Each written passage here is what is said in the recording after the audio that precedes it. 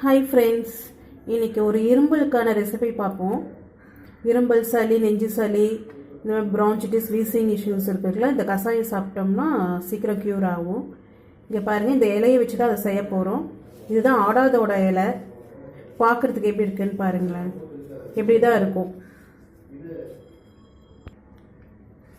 இது பாருங்கள், சின்ன சின்ன நரம்பு மாதிரி இருக்குல்ல, இதெல்லாம் எடுத்துட்டு அந்த இலையை ஒரு 2 இலை எடுத்துக்கோங்க. இந்த நரம்பெல்லாம் எடுத்துட்டு அது சின்ன சின்ன பீஸாக கட் பண்ணி 2 டம்ளர் தண்ணி ஊற்றி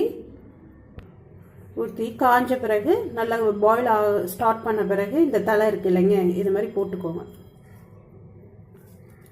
நல்லா கொதிக்கிட்டோம். கொதித்து ஒரு டம்ளர் ஆகுற வரைக்கும் நல்லா கொதித்து அந்த டிகாஷன் இறங்கின பிறகு வடிகட்டி குடித்தா அவ்வளோ ஒரு ஹெல்த்துக்கு நல்லது தரும். இதை கஷாயத்தை குடிச்சு பாருங்கள். சின்ன குழந்தைங்கலேருந்து எல்லாத்துக்குமே கொடுக்கலாம். இது பாருங்கள், தண்ணி 2 டம்ளர் தண்ணியில் 1 டம்ளர் தண்ணிக்கும் நல்லா கொதிச்சு அந்த எசன்ஸ்லாம் இறங்கிடுச்சு. இப்போ வடிகட்டிக்கலாம்.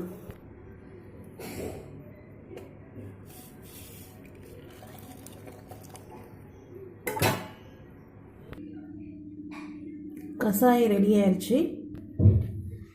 இது தைராய்டு இருக்கவங்களும் குடிக்கலாம். மார்னிங் டீ காஃபிக்கு பதிலாக இந்த மாதிரி கொஞ்சோண்டு தலை கிடைச்சா தலையில் செஞ்சு பாருங்கள். இல்லைன்னா இதுக்கு பொடியும் கிடைக்கும்.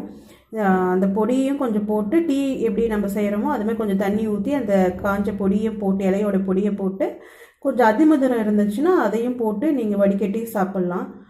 அவ்வளோ ஹெல்த்தி இது. ஓகே ஃப்ரெண்ட்ஸ், நெக்ஸ்ட் வீடியோவில் பார்க்கலாம். பாய்.